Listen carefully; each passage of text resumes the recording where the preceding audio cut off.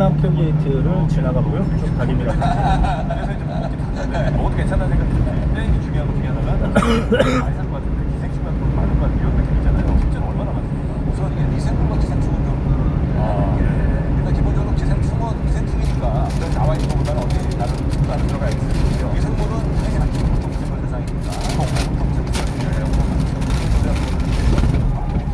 실제로 지금은 아니지만 신문대에서는 산에 가서 캠핑 가는 거 먹었는데 문제가 스태프는 없었잖아요. 왜 그럴까? 먹으면 대부분 위에서 죽죠. 그냥 장갑까지 역사는 그걸 하니까. 그래서 간혹 가다가 문제가 이렇게 들어오면 문제가 될 수가 있는 게 매년 나오죠 한 번씩. 대부분 하면 수가 거의 매년 나와요. 우리나라보다는 이제 해외 사례가 나왔는데 대부분 자체가 굉장히 무서워요. 그게 이제 물에 아메바들이 많이 살아요. 지금 약간 좀 이렇게 많은 아메바 가운데 한 4종류가 사람한테 감염병으로 알려져 있어요. 그 중에 가장 친해져 있게 대먹는 아메바예요. 파울러 자유 아메바라는 건데 학명은 네글레리아 파울레리라는 건데요. 얘가 물에 살아요 그냥. 형태가 여러 가지예요. 원래 아메바 모양 아시죠? 아메바 모양.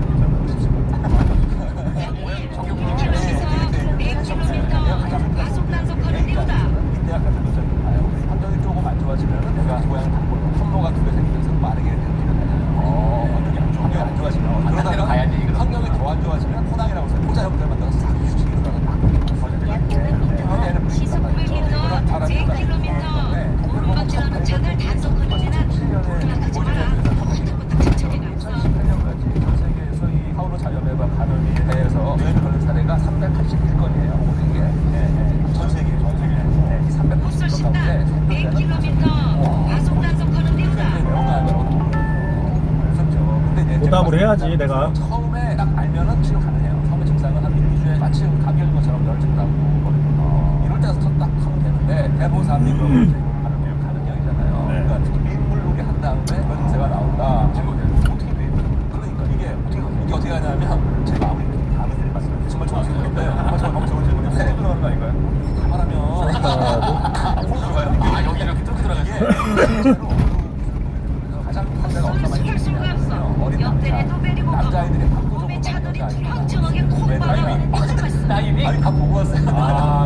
남자애들은 왜 막 물놀이를 상대적으로 좀 더 막 경쟁처럼 하잖아요. 그러니까 막 하고 막 물고기 많이 들어온다고요. 실제로 남자애가 많이 걸리니까 들어와서 내려가는데 미리 알면은 되는데 왜 병원에 가야 되냐면 이게 증세만 보고는 아시죠? 감기인지. 네, 아세요. 그러니까 이거를 진단하기가 참 어려워요. 기존에는 뇌 촉력을 뽑아서 봐야 되는데 어렵잖아요. 근데 최근에는 이제 진단을 발달해서 많이 할 수 있으니까 만약에 그렇다면 병원에 가는 게 좋은데 아직 아마 우리나라에서는 발병 사례가 없는 걸로 알고 있어요. 그런데 우리나라에서도 몇 년 전에 조사를 했어요. 불이 나온다.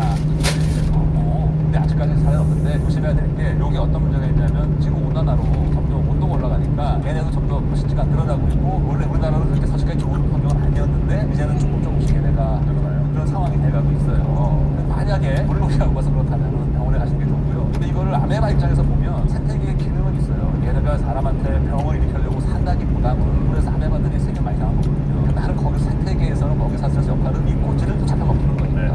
문제는 이게 많아져서 다음에 들어왔을 때는 문제가 생기니 우리가 할 수 있는 거는 없앨 수는 없고 이따가 약 알았습니다. 1km 앞에서 양쪽으로 직진 후 다시 만나는 도로입니다. 일반적인 그냥 수영하고 이 정도에서는 이제 대체로 걸러지거나 막아지거나 하는데 막 두 바퀴 돌고 막 애들 집어던지고 뭐 이런 게 속 하더라고요. 바로 약 그거. 500m 앞 직진 물량 단속 구간입니다. 문제 생기니까 감기처럼 비슷하게 생겼다가 심해지고 거기 가는 거죠. 수영장에서 다이빙 약 500m 앞에서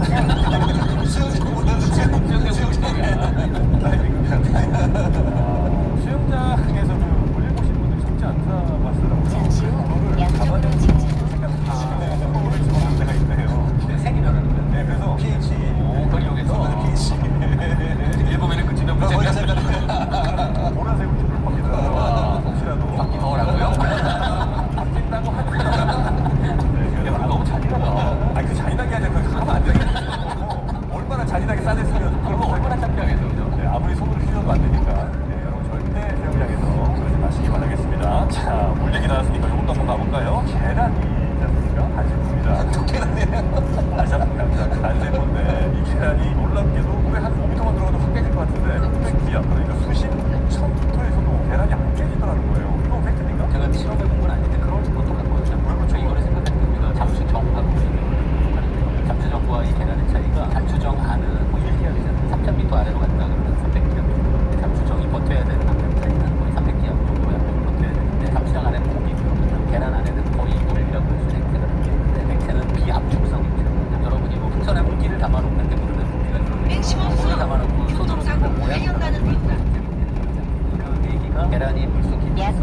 500m 서안암 IC에서 강동 서안암 방면 오른쪽 고속도로 출구입니다. 계란 껍질이 느끼는 압력 차이가 30점보다 좀 제가 이거를 시험을 해보고 계란 모양은 그대로 유지한 상태에서 계란 내부의 유체 물질을 빼내고 공기만을 넣는다면 제가 짐작하기에는 조금 들어가면 깨지지 않을까. 제가 아는 지금 첨가하면 껍데기 만지면 이렇게 돌돌돌 막 되잖아요. 이렇게. 사실 껍데기에 굉장히 약 미세한 500m 부분이 되게 앞 많아요. 서안암 IC에서 부분이 많아서 왜냐면 단세포잖아요. 방면 살아있잖아요. 오른쪽 고속도로 출구입니다. 근데 얘도 숨구멍이 있어야 돼요. 미세한 구멍이 있는데 그 구멍이 있으면 혹시 압력차를 없이 좀 줄일 수 있는 그러니까 이게 그러면 서안암? 답정보다는 더 도움받지 않을까. 잠시 후 오른쪽 고속도로 출구입니다. 거기 좀 뚫려 있다. 그럼 이 모양 자체는 중요하지 않고 안하고 밖에 압력이 계속 일정하게 유지될 거 아니에요. 그러면은 당연히 안 깨지겠네요. 그래요. 그래서 저는 그 생각은 지금 못 해봤는데 그게 맞을 것 같은데 그래서 조금 궁금하긴 해요. 일기압의 공기를 넣으면 물속에 넣으면 제 생각에는 깨질 것 같아요. 그 이제 천천히 내리면 물이 들어와서 나중에 물이 차갖고 바닷물이 차는 안과 밖에 압력이 계속 약 똑같이 500m 유지되는 앞 거예요. 서안암 교차로에서 계란 모양 강동 자체는 방면 외부 왼쪽 압력을 방향입니다. 효율적으로 버틸 수 있는 좌측 두 번째 차로로 주행하세요. 하단의 터널을 위를 둥글게 만들잖아요. 이게 이제 더 큰 압력을 버틸 수 있기 때문이거든요. 근데 그렇다고는 하지만 인간이 만든 엄청나게 두꺼운 철판으로 만든 잠수정에 비교해서 계란의 껍질이 강한 압력 V를 버티니까 네네. 계란 얘기가 나와서 사실 조금 개인적인 에피소드가 하나 있거든요. 네. 아기 때 읽었던 어린이 과학책이 있었어요. 잠시 후 거기에 왼쪽 어떤 방향입니다. 말씀하신 것처럼 계란 껍질이 너무 완벽하게 견고한 내구성을 갖고 있어서 잘 수직으로 떨어뜨리면 안 깨진다는 거죠. 그런 내용이 어린이 과학책에 있었어요. 네. 당시에 빌라 500m 정보 제가 수집 2층에 구간이오다. 살았고 집에 마당이 있어가지고 사람이 안 다니는 길이니까 엄마 몰래 계란을 꺼내와가지고 계속 떨어뜨렸어요. 어떻게 해야 약 1km 앞 서안암 IC 입구에서 천호대로 가면 우회전입니다. 30개나? 천상 과학자가 그날 가면 괜찮았어요. 많이 혼났지. 청소한 사람 진짜 그렇게 엄마가 이제 그런 주장이 조금 걱정이 그게 아이들이 해보고 깨지면 아 내가 잘못 떨어뜨렸나 보다라고 생각할 위험이 더 있거든요. 잘 떨어뜨리면 안 깨져요. 그러니까 30개 그런 책이 그런 내용이 있었어요. 아꼈던 적이 그 분명히 그 출판사가 아마 연계장을 하는 계란소리 계란. 자 그리고 밑으로 가자면 계란 얘기도 있습니다. 또 위로 올라가면 올라갈수록 또 그것도 압력을 잘 견뎌야 되는 거잖아요. 내부 압력이 잘 밖으로 새지 않도록 예를 들면 비행기가 구멍 하나 잘못 뚫리면 그걸로 문이 한번 뜯겨 나가는 바람에 주변에 있던 거 막 날아갔었잖아요. 아 그런데 그거 뉴스 보셨어요? 거기서 날아간 의자 뭐 이런 거 약 있었잖아요. 600m 앞 서안암 IC 입구에서 천호대로 가면 우회전입니다. 그래서 그 신호가 잡혔대요. 도대체 뭐야? 우리나라 케이스, 핸드폰 보호 케이스. 그 덕분에. 그 덕분에 멀쩡하게 시다. 기지가 살아있더라고요. 50km 떨어뜨렸는데. 신호 위반 그래서 이제 그 과속단속 사장님이 구간이오다. 중단 속도 같은 게 영향을 좀 줬으나 사실 작은 것들은 천천히 떨어지는 건 맞거든요. 사람이 떨어지는 거랑 비교할 수는 없고요. 아니 그래도 핸드폰이 5m 떨어졌는데 그대로 잡힌 궁금하긴 하네요. 얘가 엄청 가속되지 않았어요? 공기 저항을 줄이려면 이렇게 떨어지는데 이거는 안정적이지 않으니까 하다 보면 막 이렇게 됐어요. 이렇게 되면 수면에 닿았을 때 아 수면 아니고 땅에. 땅에 근데 이렇게 떨어졌는데 케이스네요.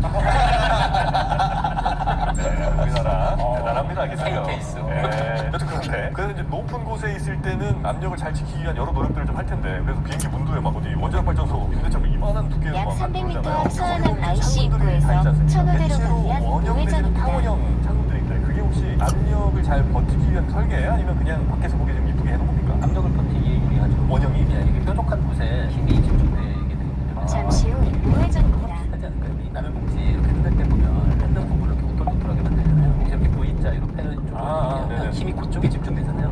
뭐 그런 원리이지 않을까 싶어요. 아 그래요? 그거 살아야 되는 거군요. 강의동이죠.